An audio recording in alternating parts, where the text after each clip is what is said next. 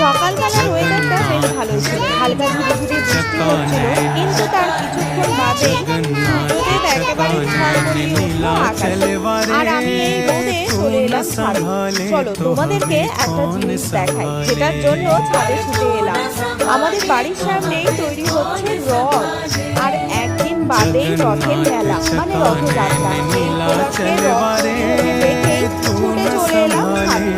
আর একদিনের মধ্যে ভাবছি এই রথটা সম্পূর্ণ কমপ্লিট হবে কি করে। তো সেটাই ভাবতে ভাবতে দেখলাম পরের দিন রথ কিন্তু একেবারে সেজে গুজে রেডি। তো এই হচ্ছে রথের ফাইনাল লুক। কেমন লাগছে জানাতে ভুলো না কিন্তু কমেন্টে। রথ তো একেবারে রেডি, এবার শুধু জগন্নাথ দেবের এই রথে চড়ে পরিক্রমায় বেরোনোর পালা। এই রথে চেপেই জগন্নাথ দেব তার অগণিত ভক্তদের সঙ্গে যাবেন তার মাসির বাড়িতে। জয় জগন্নাথ। আজ তাহলে আসি, দেখা হবে নেক্সট ব্লগে।